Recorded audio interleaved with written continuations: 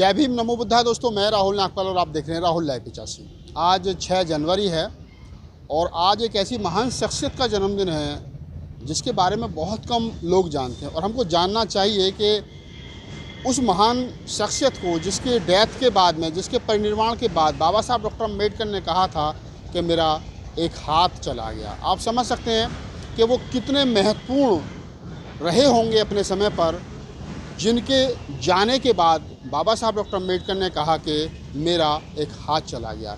आज मैं बात कर रहा हूँ जय भीम नारे के जनक बाबू एलन हरदास। कभी आपने सोचा, विचार किया कि जय भीम नारा जो हम आजकल सबसे ज़्यादा जब किसी से मिलते हैं तो सम्मान के रूप में एक दूसरे को जय भीम बोलते हैं, तो जय भीम की उत्पत्ति कहाँ से और कैसे हुई? तो बस मैं आज का जो मेरा ब्लॉग है वो इसी के आसपास है कि जय भीम शब्द की उत्पत्ति कैसे हुई और इसके जनक कौन हैं, और जय भीम शब्द को बाबा साहब के जाने के लगभग 65-66 साल के बाद में आज भी विश्व के अंदर सबसे ज़्यादा अगर कुछ बोला जाता है तो वो बोला जाता है जय भीम।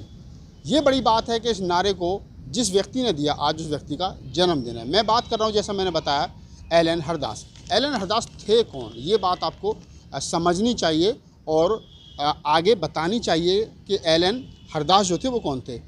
बाबू एलन हरदास का जन्म 6 जनवरी 1904 को हुआ था महाराष्ट्र में। 6 जनवरी 1904 को उनका जन्म हुआ था और उनका जो पूरा नाम था वो हरदास लक्ष्मण राव नागराणे था। हरदास लक्ष्मण राव नागराणे इनका पूरा नाम था, लेकिन इनको शॉर्ट में एलन हरदास कहते थे और बहुत सी जगह इनका नाम बाबू हरदास भी लिखा मिलता है। बाबू हरदास जो थे ये बड़े, इनका जो परिवार था बड़ा शिक्षित परिवार था और शिक्षित के पढ़ा लिखा परिवार था।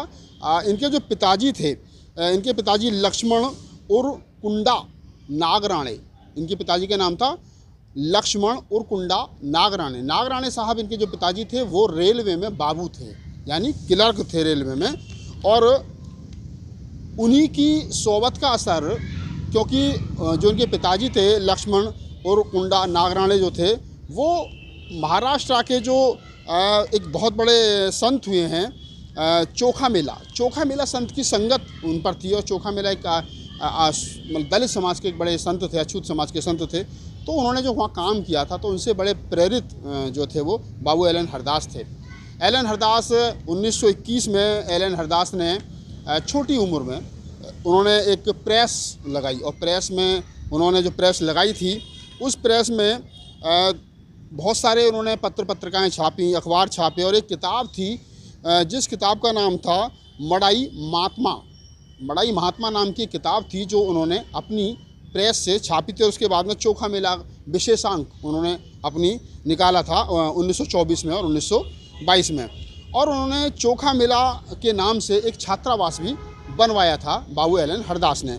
तो ये तो उनके जो उनका व्यक्तिगत मतलब एक व्यक्ति के रूप में उन्होंने जो काम किया वो मैंने बताया, लेकिन वो 1924 के आसपास बाबा साहब डॉक्टर अम्बेडकर के संपर्क में जो है वो आ गए थे।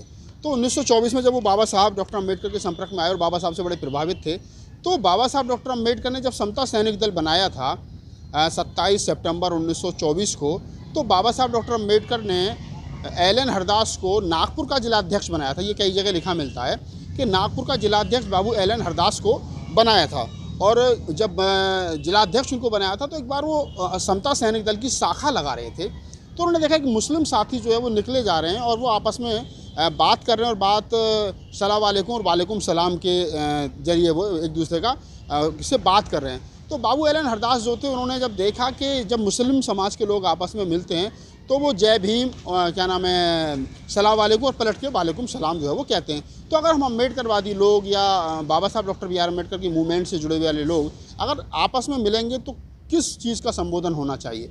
उनके दिमाग में बात आई एलन हरदास की, और उन्होंने दिमाग में जो बात आई तो उन्होंने कहा कि जय भीम शब्द जो है वो हम जय भीम बोलेंगे और सामने जिसको हम जय भीम बोलेंगे वो उसके बदले में हमको बल भीम बोलेगा।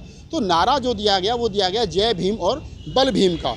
बाद में ये नारा बाबू एलन हरदास ने, जय भीम और बल भीम का नारा बाबू एलन हरदास ने जब दिया, तो जब समता सैनिक दल की शाखा लगती थी तो उसमें जब एक दूसरे से लोग मिलते थे तो तब वो जय भीम और बल भीम का नारा का संबोधन करते थे। 1930 में जब कालाराम मंदिर का सत्याग्रह हुआ तो बाबा साहब डॉक्टर अम्बेडकर के साथ एल एन हरदास रहे। 1932 में पूना पैक्ट के समय पर भी बाबू एल एन हरदास बाबा साहब डॉक्टर अम्बेडकर के साथ में रहे।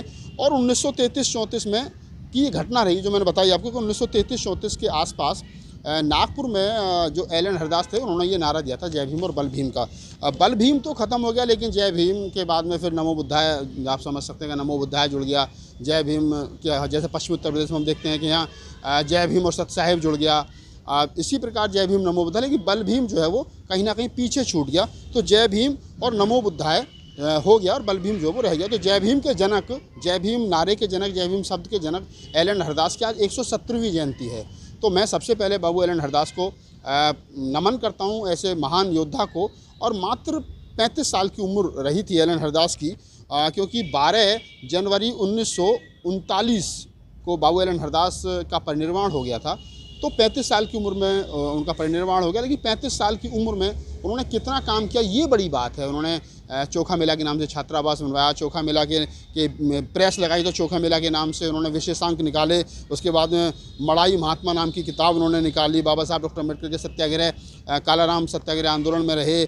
पूना पैक्ट में बाबा साहब डॉक्टर अम्बेडकर के साथ में रहे। समता सैनिक दल में उन्होंने काम किया। मतलब आप समझ सकते हैं कि उस आदमी ने 35 साल की उम्र में इतना काम किया और हमको वो जय भीम और बल भीम का नारा जो बाबू एल एन हरदास दे करके गए।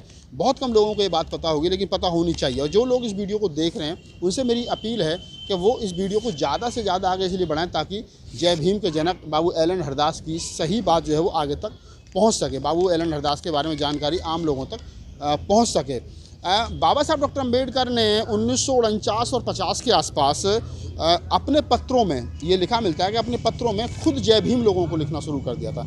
जब बाबा साहब डॉक्टर अम्बेडकर को लोग बाबा साहब डॉक्टर अम्बेडकर के लिए पत्र लिखते थे तो बाबा साहब को संबोधन करते हुए वो जय भीम लिखते थे। तो बाबा साहब अगर किसी को जवाब देते थे तो बाबा साहब खुद जय भीम 1949-1950 के आसपास उन्होंने लिखना शुरू कर दिया था। और एल एन हरदास जिनका परिनिर्वाण 12 जनवरी 1939 को हो गया था, 35 साल की उम्र में लगभग। तो उनकी मृत्यु के समय पर बाबा साहब डॉक्टर अम्बेडकर ने कहा था कि उनको श्रद्धांजलि देते हुए कहा था कि मेरी आज एक हाथ जो है वो कट गया। यानी मेरा एल एन हरदास बाबा साहब डॉक्टर अम्बेडकर इतने नज़दीक थे। तो मैं आज के इस वीडियो को आप लोगों के साथ बताने का और बनाने का और आप तक पहुंचाने का ये उद्देश्य रहा है कि आपको मालूम हो कि बाबू एल एन हरदास कौन थे और जय भीम का नारा उन्होंने कहाँ और कब और कैसे दिया था। मैंने आपको बताया। बाबू एल एन हरदास का जन्मदिन 170वीं जयंती है। तो आप जाइए वीडियो को देखिए। और 6 जनवरी 1904 को एल एन हरदास का जन्मदिन आता है। हर साल उनके जन्म दिवस पर मैं तमाम सोशल मीडिया पर जो एक्टिव लोग हैं उनसे कहता हूं कि आप उनके जन्मदिन पर पोस्ट कीजिए। उनकी फ़ोटो यूट्यूब पर गूगल पर आपको मिल जाएगी, जब ढूंढेंगे तो उनकी फ़ोटो लीजिए। और मैं अपने ब्लॉग में भी इसमें ही फ़ोटो उनकी लगा रहा हूँ। एल एन हरदास को जिस सम्मान के हकदार बाबू एल एन हरदास थे, एल एन हरदास को वो सम्मान मिलना चाहिए। तमाम सोसाइटी के लोगों से मेरी अपील है कि इस वीडियो को ज़्यादा से ज़्यादा आगे बढ़ाएं ताकि हमारे आने वाली नस्लों को, आने वाली पीढ़ियों को ये पता चल सके कि बाबू एल एन हरदास जो जय भीम शब्द के जनक थे, आज 6 जनवरी उनका जन्म दिवस है। और उन्होंने किस प्रकार और क्या सोच करके जय भीम और बल भीम का नारा दिया था जो आज विश्व में सबसे ज़्यादा बोला जाता है। एक प्राइवेट एजेंसी ने 2017 में एक सर्वे किया था कि विश्व भर में किसी व्यक्ति के नाम की जय सबसे ज़्यादा किसके नाम से बोली जाती है, तो बाबा साहब डॉक्टर अम्बेडकर के नाम से जय भीम शब्द जो है वो सबसे ज़्यादा विश्व में बोला जाता है। तो आज बाबू एल एन हरदास के जन्मदिवस के मौके पर ये ब्लॉग मैंने बनाया। अगर आपको हमारा ब्लॉग अच्छा लगा है तो उसको लाइक कीजिए, शेयर कीजिए और कमेंट्स कीजिए और आगे फॉरवर्ड ज़रूर कीजिए, लोगों तक पहुँचाइए। और अगर आपका कोई प्रश्न है, आपका कोई जवाब है तो मुझे लिख भेजिए rahulnagpalofficial@gmail.com पर। मैं आपके सवालों का जवाब करूँगा। मुझे दीजिए इजाज़त। जय भीम, नमो।